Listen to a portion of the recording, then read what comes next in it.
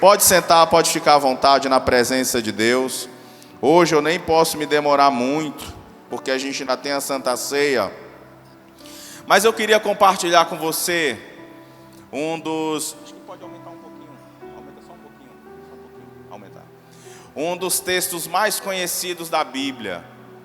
Eu arrisco a dizer para você nessa noite de Santa Ceia, que é um dos textos mais conhecidos do mundo. Eu acho que junto com o texto do Shakespeare, ser ou não ser, eis a questão. Eu acho que esse texto que nós vamos ler agora, ele é um dos textos mais conhecidos que já rodou nesse planeta e vem rodando ao redor das eras, né? Um texto que virou frase de para-choque de caminhão, que é frase de status de Instagram, de status de WhatsApp, né? E que o Senhor Jesus fala fortemente através desse texto. Ele é tão conhecido, que se eu puxar a primeira frase, você vai falar a segunda sem ler. O Senhor é o meu? Nada me? Abra a Bíblia no Salmo 23. Você que trouxe, abra ou acesse, né? Eu costumo dizer que a linguagem das igrejas está mudando, né? Abra ou acesse a sua Bíblia no Salmo 23. E eu queria ler com você esse texto que antigamente, quando não tinha rede social, você sabe o que tinha de mais sofisticado na casa dos irmãos com esse texto? Era relógio de parede.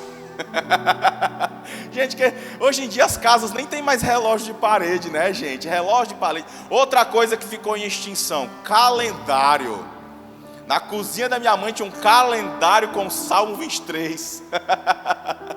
Deixa eu ver mais o que. Aqueles pratinhos decorativos que você comprava, vocês lembram aqueles pratinhos? Você comprava na loja, botava na estante, na sala. O Senhor é o meu pastor. Deixa eu dizer uma coisa para ti. Se a palavra de Deus ela não for vivida por nós, de nada adianta ficar algo decorativo lá na sala. A letra, pela letra só, ela não causa efeito. O que causa o efeito é o compromisso de duas partes diante desta palavra que hoje vos falo. Primeiramente, o compromisso de Deus para com a palavra dele, e depois o nosso compromisso para com o dono da palavra. Entenda uma coisa que eu quero desmistificar de você nessa noite: o nosso Deus, o Deus que eu sirvo, o Deus que você serve, ele não é fiel a você.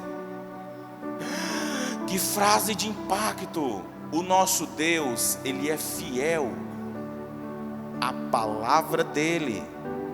Você enxerga isso? Eu estava lendo ontem, depois de ler essa passagem várias vezes.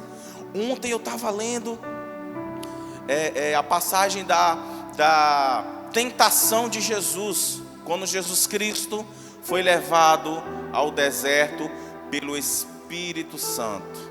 Quem é de Deus aqui? Quem é de Deus aqui? Quem tem certeza que é de Deus aqui?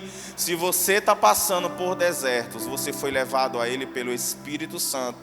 E se o Espírito Santo te levou até o deserto, Ele vai te dar vitória e vai te tirar de lá. Tem um texto na palavra de Deus que diz assim: a quem honra, honra. Em outras palavras, a gente tem que dar honra a quem tem honra. Eu aprendi isso com o pastor Bruno. Ele disse: o Espírito Santo que levou Jesus até o deserto. E a Bíblia fala que em todos os momentos em que Jesus Cristo foi tentado pelo diabo lá no deserto, Jesus Cristo sempre recorreu à palavra. O diabo dizia assim: lança-te daqui do precipício. Eu nem lembro da sequência. Acho que está em Mateus capítulo 4, se eu não me engano, a tentação de Jesus. Lança-te daqui do precipício, porque está escrito. O diabo também falava da palavra, que aos teus anjos dá ordem ao teu respeito. Ele tentou Jesus com o Salmo 91. Isso é um trecho do Salmo 91, que é outro salmo bem conhecido da Bíblia. Jesus Cristo falava assim: mas está escrito. Mas faz aqui,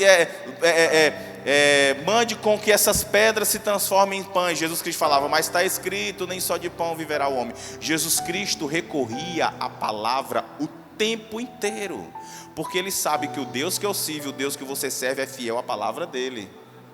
Para a gente ser abençoado, quem quer ser abençoado nessa noite, eu tenho que me encaixar na palavra de Deus.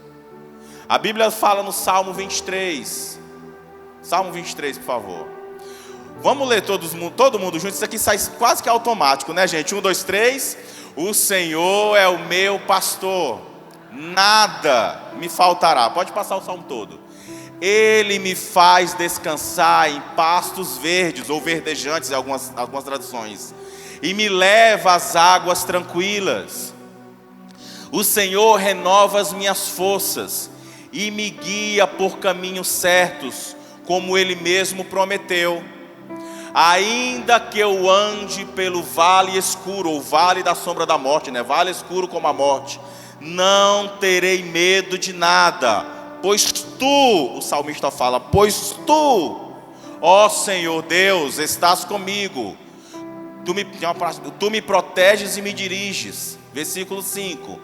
Preparas um banquete, ou em outra, procura uma tradução que tem preparas uma mesa na presença dos... Essa é a tradução mais difundida no Brasil. Prepara-me uma mesa. Rapaz, a neguinha é show, viu? Neguinha aí, 10 anos de casado, vamos fazer em setembro, né? 10 anos de casado. Vamos lá, ó. Prepara-me uma mesa na presença dos meus. Unge minha cabeça com óleo. Faz assim na tua cabeça, ó. Agora você recita esse salmo. Isso aqui é uma canção, gente. O livro de Salmos é um livro de música. Fala com fé, lê esse salmo e diga: unge-me a minha cabeça com óleo, e o meu cálice transborda. Versículo 6. Bondade e misericórdia certamente me seguirão todos os dias da minha vida. E você fala com fé. Eu vou ler a primeira parte, você vai ler a última parte do salmo. Bondade e misericórdia certamente me seguirão todos os dias da minha vida.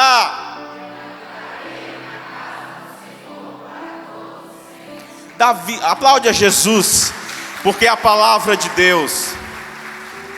Davi, quando escreveu esse salmo, ele, muito provavelmente, a Bíblia ela não especifica, e nenhum dos teólogos consegue falar com precisão o dia, o momento exato em que Davi escreveu o Salmo 23.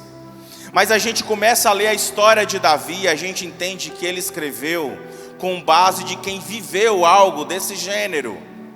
Davi era um rapaz que ele era do interior de Israel.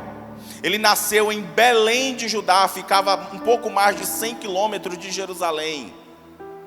E ele nasceu numa época em que o reino de Israel estava sendo governado pelo primeiro rei que Deus tinha levantado. Até o rei Saul, que era o rei vigente, era o rei da época, a nação de Israel era governada por juízes. E a Bíblia fala que o povo de Israel se levantou e queria um rei. A Bíblia diz que eles começaram a clamar o profeta Samuel, dizendo assim: nós queremos um rei, porque todas as nações têm rei e nós não temos. O plano original de Deus para Israel não era que o povo tivesse reis, porque o rei dos reis é o Senhor Jesus Cristo. Deus queria que o povo de Israel fosse governado por ele. E Deus levantava juízes, que eram pessoas que eram levantadas por Deus para guerrear em favor do povo, para julgar as causas do povo, para libertar o povo e para trazer a mensagem de Deus para o povo. E a Bíblia fala que o povo começou a clamar por um rei, e Deus deu um rei do jeito que eles pediram. Se você for ler o livro de 1 Samuel, acho que é pelo capítulo 4 ou 5, a palavra de Deus fala que o Samuel ficou triste porque o Samuel estava sendo o juiz da época. O profeta Samuel, ele exercia essa liderança, e o Samuel foi orar a Deus e disse: Deus, o povo está pedindo um rei, eles estão me rejeitando. E Deus, ele fez uma espécie de desabafo com Samuel. Deus olhou para o Samuel e disse: Samuel, não te preocupas, não fica tão triste, porque o que o povo de Israel está fazendo contigo, eles fizeram comigo durante anos, eles também me rejeitaram. Eles não estão rejeitando só você enquanto líder, eles estão me rejeitando também. Mas diz ao povo que eu vou levantar um rei para eles, do jeito que eles estão pedindo, um rei alto, porque o Saul era o homem mais alto. A Bíblia fala, ela tem um versículo que diz que os homens de estatura de Israel, a estatura mediana, batiam no ombro de Saul. Ela fala, a Bíblia fala assim: ele vai ser um homem alto, bonito, atlético, mas vaidoso.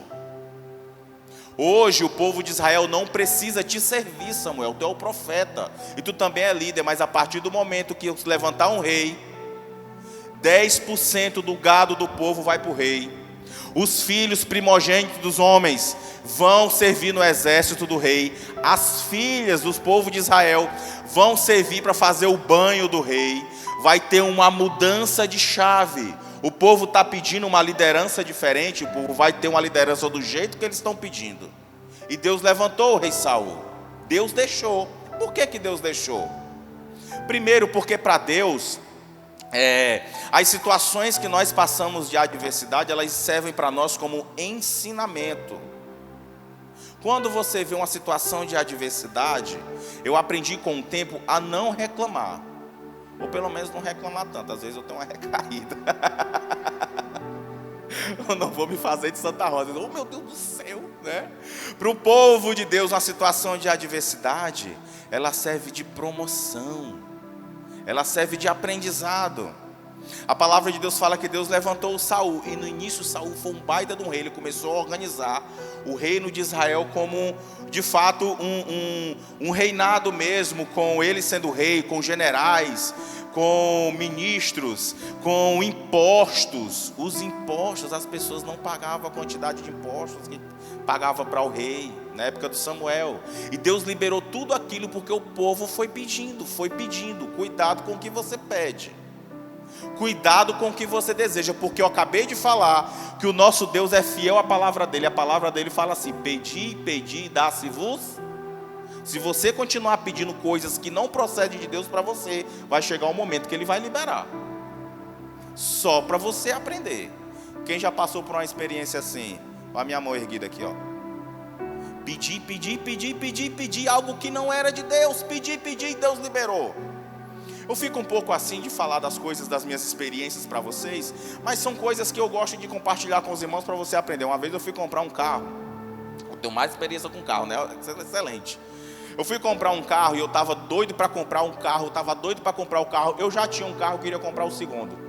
Eu estava doido para comprar um carro, me meti na concessionária e fui comprar esse bendito desse carro. E, gente, eu não vou esticar a conversa. Na hora que eu fui comprar esse veículo, na hora que eu fui passar a entrada, que eu meti o cartão na maquineta para passar a entrada do carro, uma coisa muito forte no meu coração, uma angústia que eu não tinha sentido. Na hora que eu fui pagar o carro, é como se um medo se instalasse no meu coração e disse assim: não compra. Sabe o que eu falei? Sabe o que eu fiz? Isso é coisa do diabo. O diabo está querendo impedir a minha vitória. Isso é minha vitória, eu vou comprar esse veículo. Pá! Comprei o carro, assinei as documentações, porque você compra um carro, é um casamento, né? Principalmente se o carro for financiado. É tanta documentação que tem para mandar para cartório, né? É autorização. Pá! Gente, no frigir dos ovos. Toda vez que você compra um carro seminovo, por lei, a loja é obrigada a lhe dar 3 meses em garantia de motor e caixa de marcha, não é assim? Nos 2 primeiros meses, o carro foi para a oficina 7 vezes. E eu estava com o carro financiado em 48 vezes. Agora tu imagina a minha aflição. Deus me deu um escape lá na frente. Ele moveu uma situação completamente diferente. Lá na frente, mas eu passei o período inteiro colhendo o que eu plantei. Eu não pedi? Pedi ou não pedi? Não insisti? Insisti. O Espírito Santo quis me livrar, mas eu chamei o Espírito Santo de cão. Isso é coisa do demônio. Gente, eu comprei o carro no final do dia, a loja já estava fechando. Eu fui para casa, ao invés de eu ter aquele sentimento bacana de conquista, quando você compra um veículo, eu passei a noite acordado. E eu orava e disse: sai, diabo, de perto de mim. E o Espírito Santo querendo me livrar, e eu não tinha entendido. Hoje eu entendo. Essa situação aconteceu para eu aprender. Eu não me meto mais uma dessa nunca na vida. Eu aprendi a ser mais sensível à voz de Deus, a não só entender a voz de Deus, mas a atender a voz de Deus. Muitas vezes você sabe, o Espírito Santo está te incomodando, está te empurrando, e você não quer escutar a voz de Deus, você não quer atender, porque você quer o que a tua mente planejou para ti. Você acha que o Davi queria ser rei de Israel? O Davi estava muito bem cuidando das ovelhas do pai dele. Depois que o Davi matou o Golias, a vida dele virou um inferno. O Davi estava quietinho lá no lugar dele, ele não pediu para ser rei.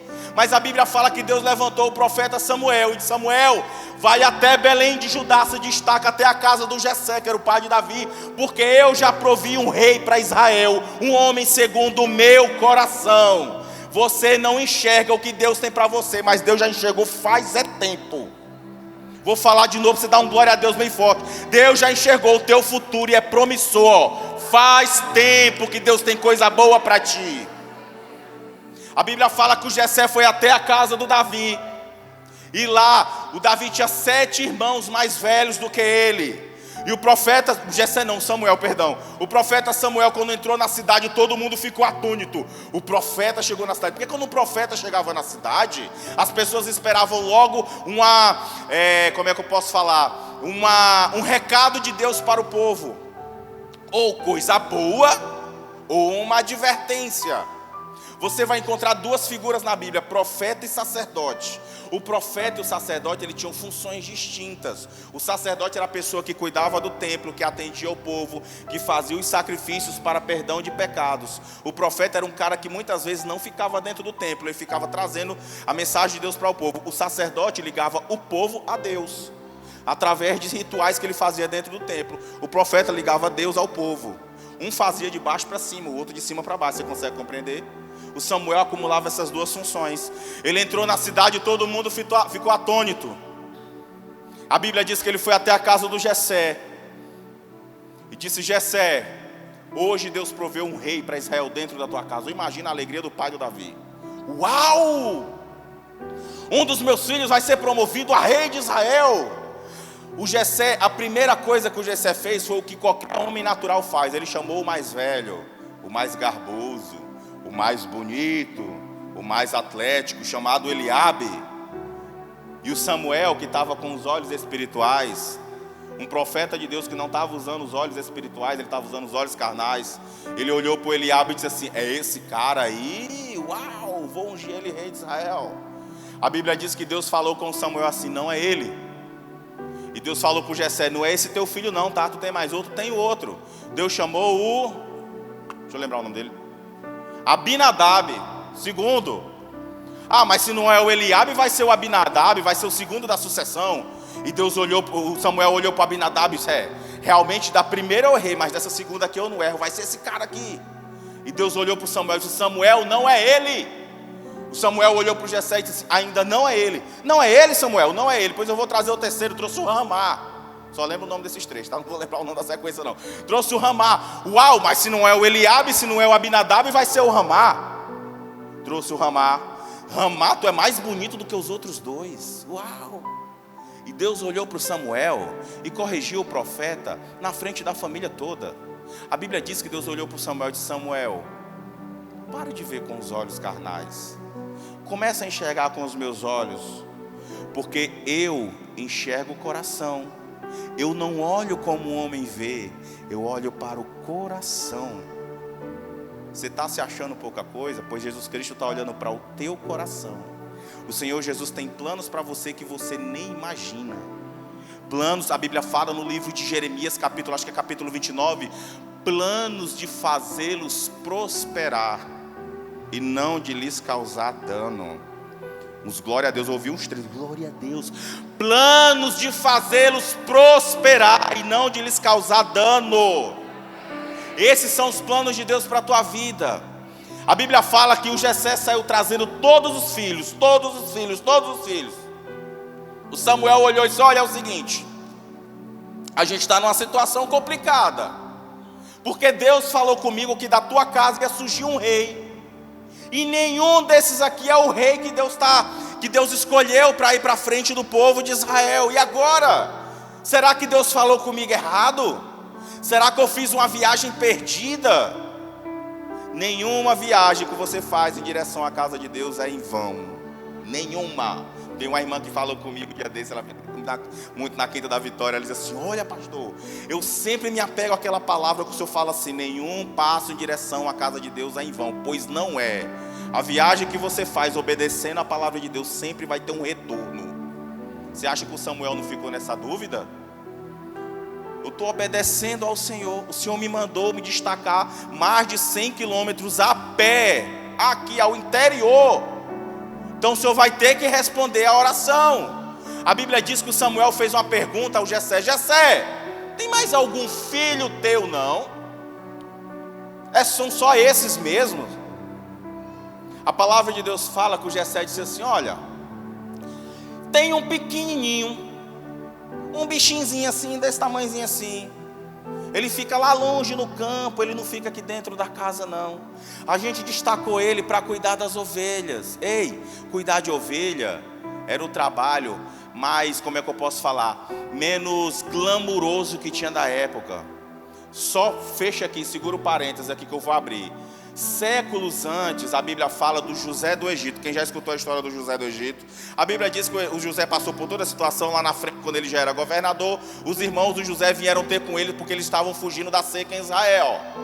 E eles fizeram toda aquela situação, toda aquela confraternização, todo mundo se perdoou, uau, todo mundo ficou junto. A palavra de Deus fala que o José diz assim: vocês vêm para Israel, eu vou dar morada para vocês aqui dentro. Só que eu vou dar uma informação a vocês muito importante. Quando vocês entrarem no Egito, vocês não digam a ninguém. Olha só, vocês não digam a ninguém que vocês são pastores de ovelha. O José falou para os irmãos, está lá no Gênesis. Porque a profissão de pastor de ovelha é uma profissão muito impura. É muito, vou usar um linguajar bem coloquial para você entender, é muito chulé, é muito ralé. Ninguém dá valor a pastor de ovelha. Fala que vocês criam bois. Ele falava, fala que vocês criam bois. Criam qualquer outra coisa. Porque criar ovelha é muito sujo. A pessoa não fica mal, você fica sujo, você fica mal cheiroso. Não dá muito dinheiro criar ovelha. A profissão de pastor de ovelha, ela não era bem quista na época. O Davi foi destacado, fechando parênteses, voltando agora, para exercer a pior profissão que alguém dentro da família deveria exercer, que era pastor de ovelha. Um menino, adolescente ou pré-adolescente, que a Bíblia não fala ao certo a idade dele, foi destacado para cuidar das ovelhas do pai. E Deus enxergou ele lá no secreto. Existe um ditado no meio empresarial, e isso é muito verdade, que diz assim: quem não é visto não é lembrado. Deixa eu te falar uma coisa, na palavra de Deus isso é diferente. O Davi não era visto por ninguém, só por Deus. Você pode se sentir não visto por ninguém, mas Deus está sempre te enxergando. A Bíblia fala assim, que Jesus ele deu uma informação importantíssima. Ele diz assim, ó: vocês quando forem orar, vocês entram dentro do quarto, fecha a porta e ora em secreto, e o teu pai que te vê em secreto te recompensará. Tem umas versões que dizem assim: e o teu pai que te vê em secreto te recompensará publicamente. De Deus ninguém se esconde, nem fazendo coisa ruim, nem fazendo coisa boa. O Senhor Jesus está sempre te enxergando. A Bíblia fala que o Jessé mandou chamar o Davi. E quando ele mandou chamar o Davi entrou dentro de casa e Deus automaticamente deu um estalo na mente do Samuel. Pá! É ele! Esse garoto aí. Eu acredito que o Samuel deve ter ficado assim: esse menino? Eu ficaria. Esse aí? Tem homens fortes, crossfiteiros, atléticos. E esse garoto franzino, cheio de sarna, pura cocô de ovelha, que exerce uma função que ninguém quer exercer, que está jogado lá no campo. Esse garoto aí que Deus vai escolher. Deus confirmou: Samuel é esse. A Bíblia fala que imediatamente o Samuel pegou um chifre de azeite, que era um chifre que eles usavam de animal, cheio de azeite, derramou sobre a cabeça de Davi. E naquele dia o Davi foi escolhido rei de Israel. Depois disso, Davi enfrentou muitas situações. A palavra de Deus fala que o Davi um dia chegou no campo. O pai dele chamou o Davi e disse: Davizinho, vem cá. Teus irmãos estão em guerra, os 3 mais velhos. Eles estão servindo ao rei. E eu quero que você vá saber como é que está a situação do reino e dos seus irmãos. Você pega um punhado de trigo, você pegue vários queijos e você vá levar para lá. E você lá tome nota e tome notícia de como é que está a situação e me traga notícia de que os seus irmãos estão vivos. Por quê? Porque durante 40 dias existia um gigante no vale de Socó e Azeca insultando o povo de Deus. Isso é a história mais famosa do Davi, uma das histórias mais famosas da Bíblia. A Bíblia diz que o Davi, quando chegou lá, olhou aquela situação toda, olhou para o gigante e chegou para os irmãos deles e disse assim: ei, o que está acontecendo? Por que ninguém vai lá e mata aquele incircunciso? O que significa circuncisão na Bíblia? Circuncisão na palavra de Deus significa aliança. Repita comigo, diga aliança. A aliança que Deus fez com Abraão e com todos os descendentes de Abraão, que o homem seria circuncidado ao 8º mês e que Deus olharia para aquela nação dos circuncisos e teria uma aliança com todos eles. O Golias não era circuncidado porque ele não era descendente de Abraão. O Davi olhou e disse assim: quem é aquele desaliançado que está insultando o povo de Deus, que tem aliança com Deus Todo-Poderoso? A palavra de Deus fala no livro de 1 Samuel, acho que é capítulo 17, que o irmão mais velho do Davi, o Eliabe, eu acho que ele já devia estar bolado, como a gente costuma dizer, com a situação que ocorreu dentro da casa dele, de que ele foi preterido, ele que era o mais velho, em favor do mais novo. Estava bolado, tipo assim, escolheram esse menino, não me escolheram, e eu ainda estou lutando aqui. A Bíblia fala que o Eliabe olhou para o Davi na frente de todo mundo, disse assim: você é muito, como a gente costuma dizer no nosso linguajar, tá? Você é muito amostrado, você é muito exibido. Rapaz, o que tu está fazendo aqui? Aqui é coisa para gente grande, tu não é para estar aqui no meio da guerra. Os irmãos de Davi eram despeitados com ele, eles não gostavam muito do Davi. A Bíblia diz, numa versão, que o Davi olhou para Eliabe e disse assim: o que eu fiz? Eu estou só perguntando. Eu não fiz nada, eu quero só saber como é que está a situação. E o Eliabe, ele repreendeu o Davi fortemente na frente de todo mundo. E o Davi olhou e disse assim: mas o que acontece com quem matar o Golias? E olharam para o Davi e disseram assim: ó, vão 3 coisas acontecer. Primeiro, a filha do rei, uma japonesinha chamada Mikal. Com esse nome só podia ser japonesa, né, gente? Maranhense é que não era, chamava Mikal, né? Mikal vai casar com quem venceu Golias. E segundo, a família de quem venceu Golias não vai pagar mais imposto. Meu irmão, imagina tu comprar gasolina sem ICMS nenhum. Ai, Jesus! E outra coisa, essa pessoa, além de não pagar imposto e casar com a filha do rei, ele vai ser rico. Entendam uma coisa que eu falei agora há pouco: as situações que se levantam, que são desafiadoras para você, elas são oportunidades de promoção de Deus na tua vida. O Davi olhou para o gigante assim: opa, é a minha vez, é agora. Ele não olhou para o gigante como uma adversidade, ele olhou como uma oportunidade. Ninguém queria ir, nem o Saul. Você lembra que eu falei agora há pouco que o Saul era o homem mais alto que tinha em Israel? O rei, o mais alto, disse assim: eu não vou. Eu não vou. Quem foi que foi enfrentar o gigante? O mais baixo. Mas quando Deus está contigo, você pode estar se achando mais baixo. Você é vencedor em Cristo Jesus. Mesmo passando pelo vale da sombra da morte. Você lembra que eu falei que o Golias estava no vale de Socó e Azeca? Era uma oportunidade perfeita para um garotinho, um pré-adolescente, ser trucidado por um gigante. Passando pelo vale da sombra da morte, eu não temerei mal algum, porque tu, Senhor, estás comigo. Olha o que o Davi falou. O Davi olhou para o Golias e disse assim: ei, por que você está insultando o povo de Deus? O Golias olhou e disse assim: você está vindo para mim com paus e pedras, por acaso eu sou um cachorro? Eu vou te matar, garoto, eu vou te trucidar. O Davi disse assim: você vem para mim com espadas e escudos e armadura, eu vou contra você em nome do Senhor dos Exércitos. Eu acho que quando Deus olhou aquela atitude de Davi, disse: agora eu não tenho mais o que fazer, eu tenho que dar vitória para esse menino. Ele me botou no meio da batalha, ele foi inventar de falar meu nome aqui no vale da sombra da morte. Eu só posso estar com esse rapaz. Ei, meu irmão, toda vez que você clamar por Jesus, Ele vem até o teu encontro. Toda vez que você clamar pelo Deus que você serve, Ele vem até o teu socorro. Jesus Cristo nos prometeu isso. Ele disse assim: aquele que vem a mim, de modo nenhum eu lanço.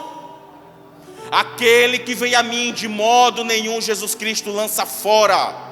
Todas as vezes que você se encontrar numa situação de adversidade, vá até o encontro de Jesus, que Ele sempre vai estar de braços abertos para te estender e para te abraçar. Você pode dizer amém por isso? Por que eu estou falando Salmo 23? O restante da história você já sabe. A Bíblia fala que o Davi pegou 5 pedras. Uma tendência teológica fala que o Golias tinha mais 4 irmãos. Alguns teólogos falam que o Davi pegou uma pedra para matar cada um. Mas na primeira a Bíblia diz que acertou a testa do gigante. O Davi matou o Golias. A Bíblia fala que depois que ele derrubou o gigante, ele se aproximou, pegou a espada do Golias e cortou a cabeça e saiu com a cabeça do Golias na frente do arraial inteiro. Lembra que eu falei do versículo? Quando você for orar, fecha a porta do teu quarto e ora em secreto. O Deus que te vê no secreto te recompensará publicamente. O Davi vivia fazendo e recitando salmos e músicas a Deus no secreto. E Deus recompensou ele diante de todo o povo de Israel. Aí o Davi escreveu vários salmos. Dentre esses salmos, o Salmo 23. O Senhor é meu pastor. E eu fui estudar esse salmo. E eu vi que a versão que é difundida no Brasil, ela é uma versão de Bíblia que foi escrita por um português chamado João Ferreira de Almeida. O João Ferreira de Almeida, ele foi um aspirante a frade em Portugal. Por isso que você encontra a Bíblia numa linguagem toda diferente, toda formal. Pedi e dar-se-vos-á. Se fosse escrita no Brasil nos dias de hoje, sim, pede, insiste, pedindo que uma hora você recebe. A linguagem seria mais ou menos essa. Então João, ele traduziu a Bíblia para ficar mais fácil o entendimento. Por que eu estou falando isso? Porque a Bíblia ela foi escrita em 3 idiomas: hebraico, aramaico e grego. O Velho Testamento ele foi escrito no hebraico, que é o mais antigo. Depois tem partes que foi escrita em aramaico. O aramaico veio depois do exílio da Babilônia, do Daniel na cova dos leões, Sadraque, Mesaque e Abednego. Essa parte da Babilônia eles pegaram e assumiram o aramaico. E depois o Novo Testamento praticamente todo é escrito no grego. O grego é como se fosse o inglês daquela época para os dias de hoje. O inglês é a língua universal. Então o Salmo 23 ele foi composto por Davi porque ele é uma música no hebraico. No hebraico tem um termo que muda o sentido do primeiro versículo. Eu trouxe para vocês um fragmento do Salmo 23 no original. Vocês estão vendo esse primeiro quadrante aqui do lado de cá, do lado esquerdo de quem olha. Ali tem uma canção de Davi. Vocês conseguem ver? Vitor, por gentileza, apaga essa luz aqui, por favor. Vocês conseguem ver a primeira linha ali? Uma canção de Davi. Quem consegue ver, diga amém. Isso aqui é o título do salmo. Ele começa. Essas letras aqui, YHWH, é o termo Iavé ou Jeová. É porque no hebraico não existe a letra J. Não existe a letra J. O nome de Jesus no hebraico é o quê? Yeshua. O nome do Jacó, Jacob. O nome do José, Yosef. O J veio para o português. Mas se eu chamar Jesus, Jesus atende. Atende. Pode ficar tranquilo. Ele atende, ele te entende. Pode ficar tranquilo. Isso aqui é apenas uma explicação. Então essa junção aqui de consoantes Iavé ou Jeová é o nosso Deus. Porque Deus, deixa eu falar uma coisa para você. Deus é um título. Deus é um título. Assim como prefeito é um título, governador é um título. Deus é um título. Os judeus chamam Deus de Adonai ou de Iavé. É assim que ele se refere ao nosso Deus, o Deus que eu sirvo. Diga comigo, diga Adonai, Iavé. É assim que os judeus chamam o nosso Deus que servimos. Então ele fala assim, Iavé é o meu pastor. Davi entendia de pastoreio, porque ele era um pastor de ovelha. A Bíblia diz que no dia que ele foi enfrentar o Saul, ele olhou enfrentar o Golias, ele olhou para o Saul e ele mostrou o currículo dele para o rei. Ele disse assim: olha, eu sou pastor de ovelha, eu cuido das ovelhas do meu pai. Quando vem um leão atacar as ovelhas, eu luto contra elas. Quando vem o urso atacar as ovelhas, eu luto contra eles.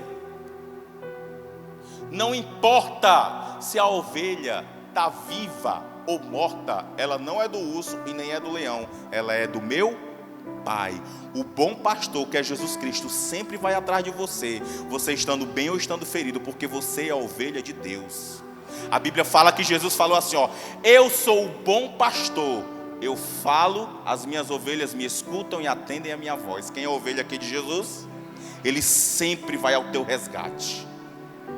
O Davi estava falando, não importa se é urso ou se é leão, eu sempre vou atrás das ovelhas do meu pai. Davi continuou, Yahvé é o meu pastor.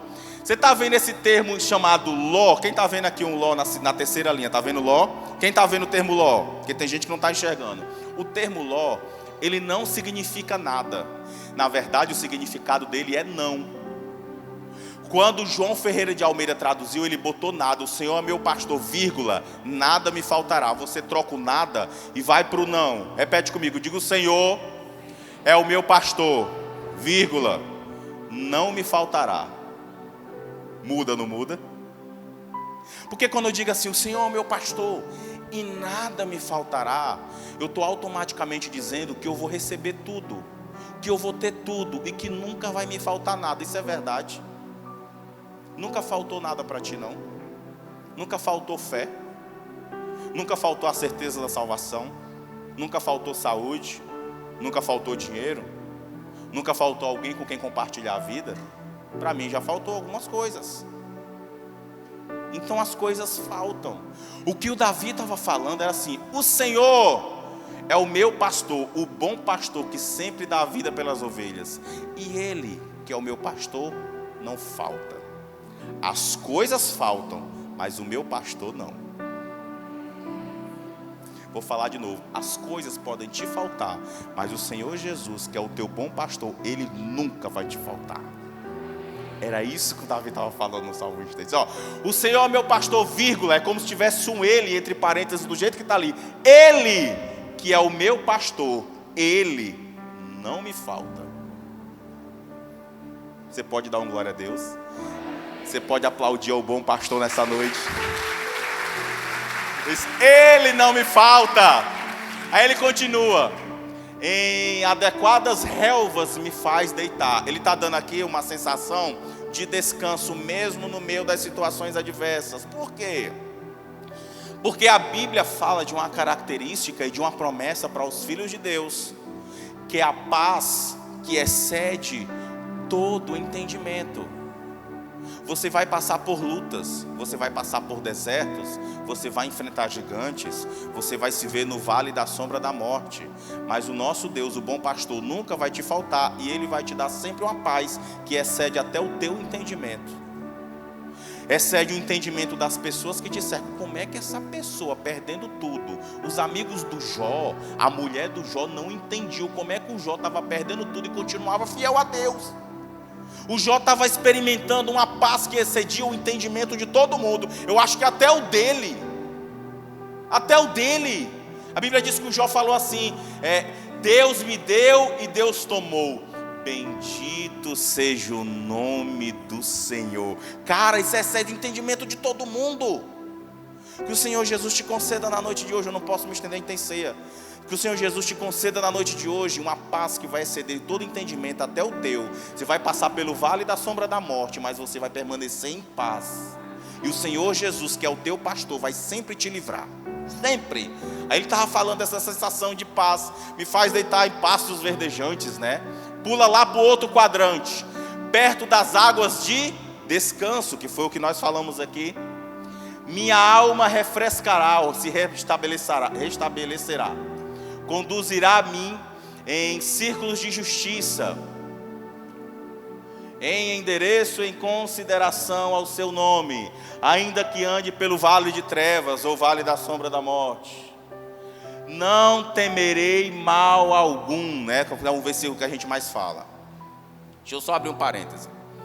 Por que o João Ferreira de Almeida fez isso? Para ficar mais fácil o entendimento das pessoas. Deixa eu falar uma questão para você. Existe a diferença entre tradução e versão. Eu trouxe para vocês aqui um exemplo de versão. A versão é quando uma pessoa ela traduz algo de outra língua, mas ela traduz com um contexto para que as pessoas entendam. Ela não traduz ao pé da letra. Ao que tudo indica, o Salmo 23 ele é uma versão, ele não é uma tradução ao pé da língua, ao pé da letra, né? Eu trouxe para você, volta para aquele quadro que eu passei lá, do Isaías 1. Eu trouxe para vocês aqui, isso é um fragmento de uma aula que eu dei no ensino bíblico, para vocês entenderem o porquê que às vezes existem essas diferenças. Olha, esse quadrante azul, ele mostra um texto de Isaías capítulo 1, versículo 18. Ainda que seus pecados sejam como a escarlate é um sangue bem escuro, eles se tornarão brancos como a neve. Isso aqui um tradutor precisava, um determinado missionário para uma tribo na África, ele precisava transmitir para as pessoas a tradução ou significado desse versículo de Isaías. Só que ele não podia traduzir ao pé da letra, porque as pessoas daquela tribo na África, não é que elas não conheciam neve, elas não sabiam o que era neve. Quer um exemplo? Eu não conheço neve ainda, eu tenho vontade de conhecer, mas eu sei o que é. Você consegue compreender a diferença? Não é nem só que eles não conheciam, eles não sabiam que era neve. Então ficava complicado o rapaz traduzir um texto dizendo que os seus pecados vão ficar brancos como a neve, se eles não sabiam que era neve. Tipo assim, o que é isso? Eu nunca vi nem na televisão, nem no jornal, o que é neve? Então ele fez uma versão do livro de Isaías. Ele disse assim, a do quadrante vermelho, ainda que vossos pecados sejam vermelhos, eles se tornarão brancos como a polpa do coco. Ele traduziu ou ele fez uma versão? Ele fez uma versão. Ele fez errado? Ele fez errado? O intuito da Bíblia não é que as pessoas entendam e se convertam? Então ele encontrou uma maneira das pessoas entenderem, porque eles não sabiam o que era neve, mas a polpa do coco eles conheciam. Aí você consegue compreender a diferença de tradução para versão, que tudo indica. O João Ferreira de Almeida fez uma versão do Salmo 23, ele não traduziu ao pé da letra ele todo. Por isso que você encontra uma diferença. Agora volta lá, Winnie, por favor, para a segunda parte do Salmo. Não temerei mal, porque tu estás comigo, seu cajado e seu bordão, eles me confortarão. Embainha antes uma mesa em frente dos meus atormentadores. Por que eu estou trazendo isso para vocês? Vocês lembram que eu falei agora há pouco que quando Davi foi saber notícia dos irmãos dele, um dos irmãos dele, o mais velho, chamou a atenção dele na frente de todo mundo? Os irmãos do Davi, eles não gostavam dele. Eles olhavam Davi como um adversário, principalmente porque o Davi tinha sido escolhido rei de Israel. Todas as vezes que o Senhor Jesus te exaltar no lugar, sempre vai se encontrar pessoas que vão se levantar contra você. Isso acontece. Eu contava para os irmãos no domingo passado, eu vou contar para vocês hoje. Uma vez eu escutei uma palestra de um antigo diretor de uma empresa que eu trabalhava. E ele fazendo uma palestra para os funcionários, ele falou uma coisa interessante. Ele diz assim, olha, todas as vezes que você sair do meio da multidão e começar a crescer, ele falou no meio empresarial, começar a crescer na empresa, você vai ficar mais vulnerável a receber pedradas. Porque é difícil você receber pedrada quando está no meio da multidão. Agora quando você se destaca, a tua cabeça vai aparecendo, você vai se destacando, e as pessoas vão olhar para você e dizer, opa, naquele ali eu consigo tomar uma pedrada. Se acostume com isso. O Senhor Jesus vai continuar te reerguendo nos ambientes em que você andar. Só quem recebe, só quem quiser. O Senhor Jesus vai continuar te erguendo nos ambientes em que você andar, nos ambientes mais desafiadores. O Senhor Jesus vai te honrar. Diga, bota a mão na tua cabeça, diga, eu recebo. Mas fala com fé, diga, eu recebo, eu tomo posse de bênçãos de Deus na minha vida. A Bíblia diz que o Davi, que era o mais baixo, foi erguido no meio da multidão. E ali no meio da multidão ele matou Golias. E a palavra de Deus fala que os irmãos dele ficaram muito chateados com Davi, porque antes disso ele tinha sido escolhido rei de Israel. Quando eu olho para esse salmo, eu começo a perceber que o rei Davi estava lembrando da promessa que Deus fez para ele lá na casa do pai dele. Por quê? Porque nós falamos agora há pouco que o Samuel falou uma coisa para o Jessé, que era o pai do Davi. Quando o Jessé foi chamar o Davi, ele disse assim, deixa eu ver qual versículo. Samuel 16, do 10 ao 11, por favor. Leia comigo, por gentileza. Assim fez passar Jessé a seus 7 filhos diante de Samuel, que foi o que nós falamos. Porém Samuel disse a Jessé, o Senhor não tem escolhido a estes, nenhum desses 7. Disse mais Samuel a Jessé, Acabaram-se os moços, em outras palavras, não tem mais filho. E disse: ainda falta o menor, que está apacentando as ovelhas. Disse, pois, Samuel a Jessé: manda chamá-lo, porquanto não nos assentaremos até que ele venha. Tem uma tradução que diz assim: ninguém vai sentar à mesa enquanto não trouxer o mais novo. Quando Davi recita esse salmo, ele fala assim, ó: prepara-me uma mesa na presença dos meus, tem uma versão que fala inimigos, tem uma versão que fala adversários. Diga assim: prepara-me uma mesa. Fala com fé, diga: prepara-me uma mesa na presença dos meus adversários. O Davi, muito provavelmente, quando recitou esse salmo, ele estava passando por algum tipo de perseguição nos anos em que foi perseguido. Foram quase 8. Eu arrisco a dizer que quando Davi fez esse salmo, ele estava lembrando da promessa que Deus fez para ele lá dentro da casa do pai dele, anos antes. Naquele dia, o Senhor Jesus, o Senhor nosso Deus, o Adonai, o Yahvé, tinha preparado uma mesa na presença dos meus adversários, para me honrar.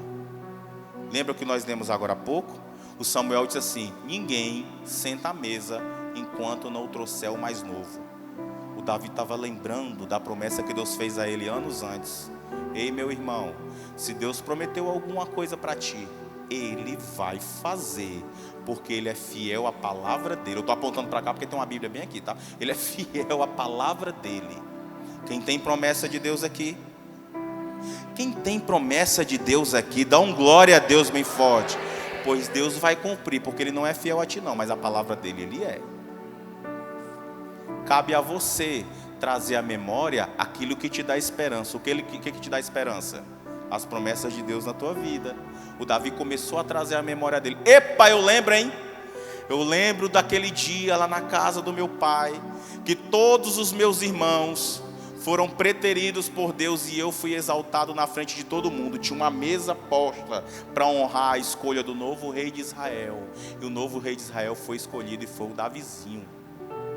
Ele estava dizendo, ó: prepara-me uma mesa na presença dos meus adversários.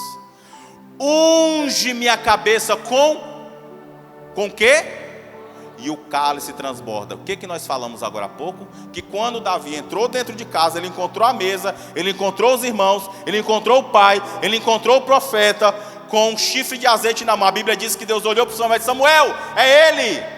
É aquele ali que vai contra tudo e contra todos. Aquele ali que ninguém acredita. É ele que eu quero para ser rei de Israel. A palavra de Deus fala que o profeta Samuel pegou um chifre de azeite e derramou na cabeça do Davi, ó: estou te escolhendo para fazer diferença no meio de todo mundo. Dentro da tua casa, no teu ambiente de trabalho, é você que eu estou escolhendo para ser destaque e para ser voz minha dentro de qualquer ambiente. Unge minha cabeça com óleo, meu cálice transbordo. Davi estava lembrando, tinha uma mesa na presença dos meus adversários, e no dia que eu entrei em casa, o profeta derramou óleo na minha cabeça. Eu não esqueço do dia que o Senhor me escolheu, e se o Senhor me escolheu, eu não vou morrer, eu vou habitar na casa de Deus por longos dias, como diz o último versículo. Legal, Salmo 23, né? Quem pode dar um glória a Deus aí? Estou falando tudo isso só para você criar um sentimento em você, e uma certeza, mais do que sentimento, porque sentimento é passageiro. O problema hoje é que a gente sente muita coisa dentro da igreja. A gente sente muita coisa dentro da igreja, quando a gente sai, a gente para de sentir. Sentimento é passageiro. As pessoas, elas vão dentro das igrejas atrás de sentir alguma coisa. Eu quero sentir. Uau, hoje eu senti um ambiente, eu senti aquele. Ei, meu irmão, quando Jesus Cristo fala contigo, o que tu pode ter de certeza é a palavra de Deus dentro do teu coração. Uma vez eu escutei eu li uma conversinha de um irmão que chegou para o pastor e disse assim, aquelas historinhas: pastor, vou sair da igreja. Por quê? Porque eu estou vindo para a igreja há 12 anos. 12 anos eu sempre venho para o culto, e tem sempre o louvor, e tem sempre a palavra, e tem coreografias, mas até hoje eu nunca senti nada de diferente. Aí o pastor olhou para ele: tudo bem, posso não obrigar a ficar, mas antes de você sair, me responda a pergunta: Você é casado? Sou. Você é casado há quantos anos? Há 15. Ai, que bênção, que bom, que Deus sustente, vá até o final da vida, como diz a palavra de Deus. Deixa eu fazer uma pergunta, a sua esposa cozinha para você? Cozinha. O que é que você gosta mais que ela cozinhe para ti? Eu gosto que ela faça uma lasanha. Uau!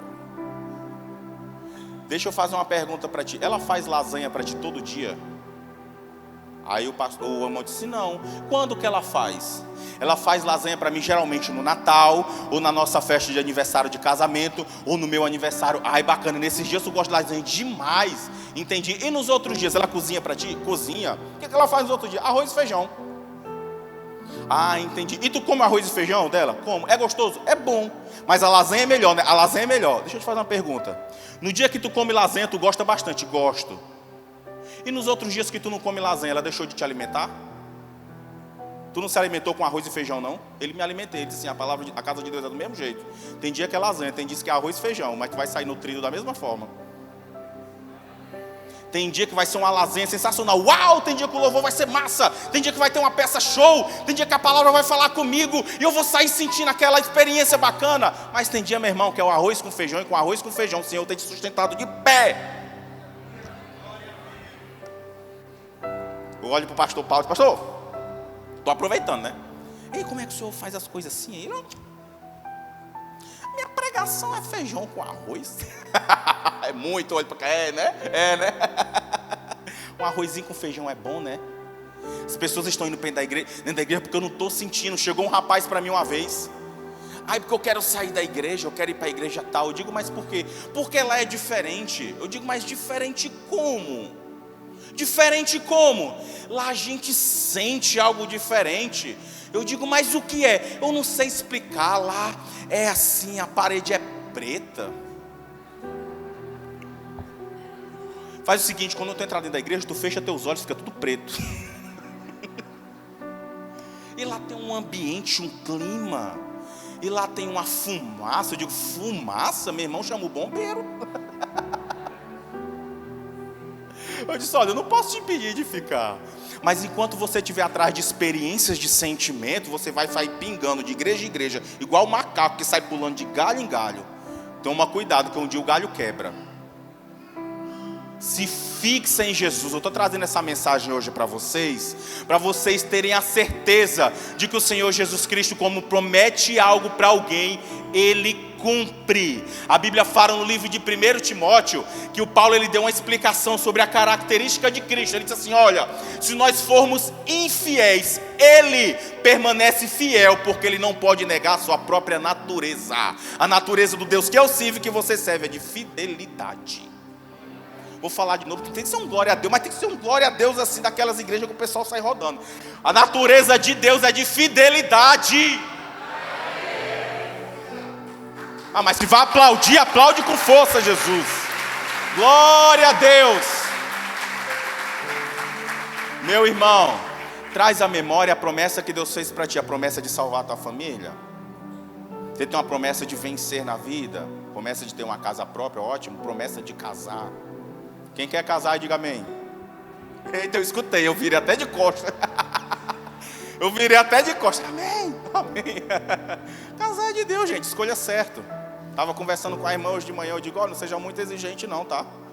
Porque tem gente, eu conversando com a moça disse, porque eu quero casar, pastor, mas eu quero que ele seja fiel a Deus. Eu disse, amém. Eu quero que ele seja, a menina falou, eu quero que ele seja dizimista. Eu digo, amém. Eu quero que ele ganhe mais do que eu disse, amém. Eu quero que ele seja alto, eu gosto assim de pessoas nórdicas, com que sejam polacos assim, com olho azul, digo. E eu quero que ele seja engraçado, eu quero que ele seja romântico, eu quero que ele tenha o abdômen bem definido. Eu digo, essa pessoa está solteira hoje ainda? As pessoas criam uma expectativa, né, gente? Eu quero isso, eu quero aquilo, eu quero aquilo. Eu digo, minha irmã, procura em primeiro lugar uma pessoa que ame a Deus mais do que a você. Um homem que seja um homem de uma mulher só e que seja fiel a você, que te acompanhe na jornada. O restante, Jesus Cristo vai te dando vitória. Vocês vão crescendo juntos. Vão crescendo juntos. Quem quer casar aí? Ah, eu virei de novo, hein? Meu irmão, para a gente encerrar e cear, Tenha a mesma certeza que Davi teve quando escreveu o Salmo 23. Comece a trazer à tua memória as coisas boas que o Senhor Jesus já fez para você e as promessas que o Senhor Jesus fez direcionada a você e a sua família. Você pode até passar por dificuldades, por perseguições, pode até passar pelo vale da sombra da morte e enfrentar gigantes, mas o Senhor Jesus é contigo. O Senhor Jesus é contigo. Olha para o irmão que está do teu lado, diga: meu irmão. Gente, que coisa chata, né? Esses pregadores que chegam e dizem assim: olhe para a pessoa que está do teu lado. Isso é chato, né? Olha aí rapidinho para o irmão que está do teu lado. Meu irmão, abençoado, bonito, aliançado, cheiroso. Nunca esqueça, fala para ele, diga: nunca esqueça do dia em que o Senhor preparou uma mesa para te honrar, do dia em que o Senhor derramou óleo sobre a tua cabeça e escolheu você para fazer a diferença. Apocalipse 3:21 para a gente encerrar. Deus me deu esse versículo hoje pela manhã e eu li na hora da ceia, mas eu queria ler com vocês agora para a gente encerrar. Leia comigo bem forte, 1, 2, 3. Ao que vencer lhe concederei que se assente comigo no meu, assim como eu venci e me assentei com o meu Pai no seu trono. Cadê os vencedores aqui? Aplaude a Jesus bem forte nessa noite.